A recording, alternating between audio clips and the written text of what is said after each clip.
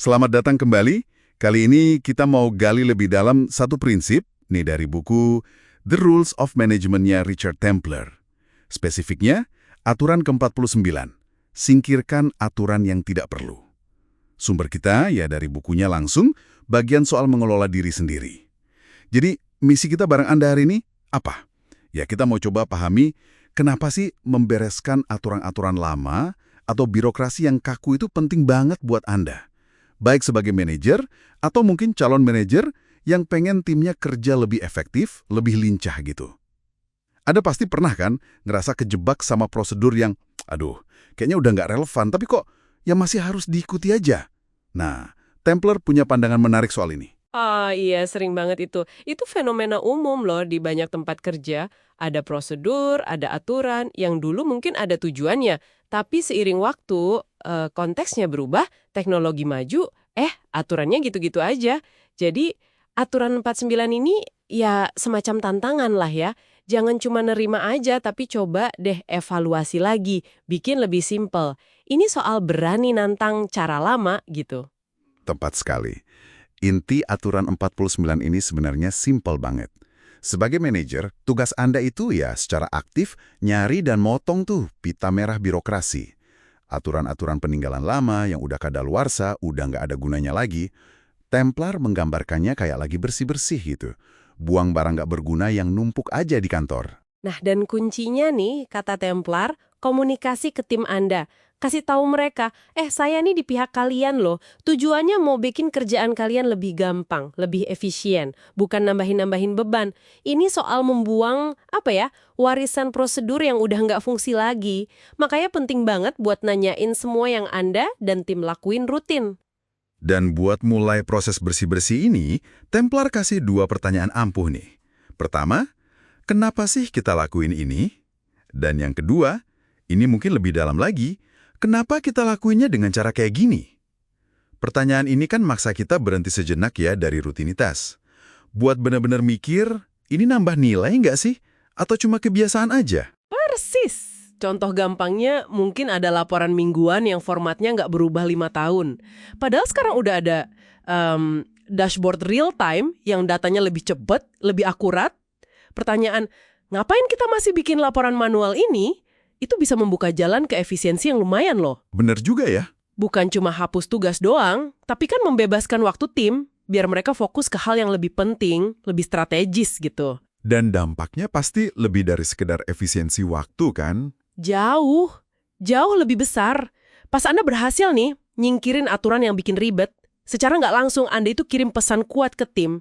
Pesannya tuh kayak, saya percaya kok sama penilaian kalian, saya hargai waktu kalian. Itu penting banget ya. Banget. Ini ngebangun kepercayaan. Templar juga nyambungin ini ke aturan lain, kayak aturan 25 soal percaya sama tim, terus aturan 52 soal fokus ke prioritas.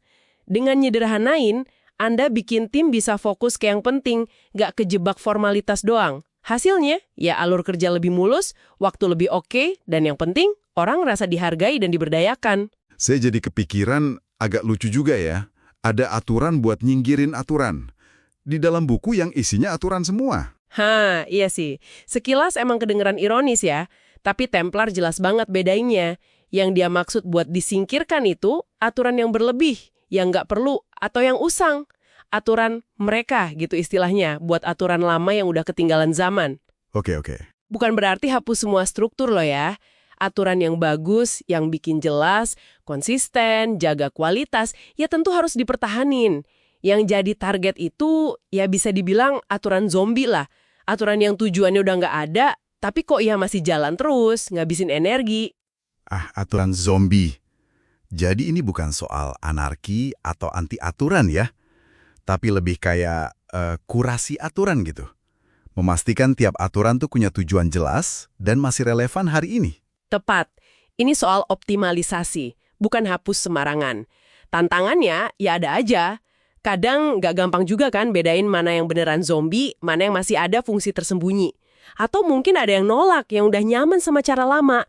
Jadi emang perlu analisis hati-hati, pendekatannya juga mesti bijak pas bersih-bersih ini. Nggak bisa asal tebas. Oke, jadi jelas ya.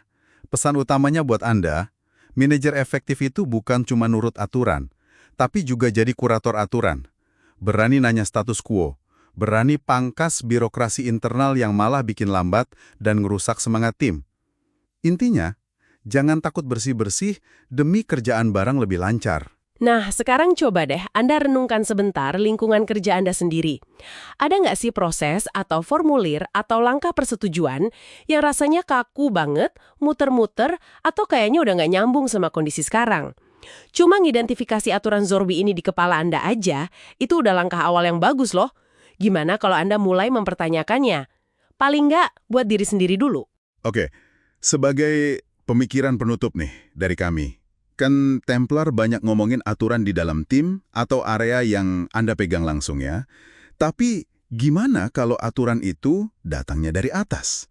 Kebijakan perusahaan atau arahan bos besar yang rasanya berat banget, tapi Anda nggak punya kuasa langsung buat ngubahnya. Nah, itu dia. Gimana seorang manajer bisa menavigasi situasi kejepit kayak gitu? Tetap berjuang buat efisiensi timnya, tapi juga menghormati struktur yang ada.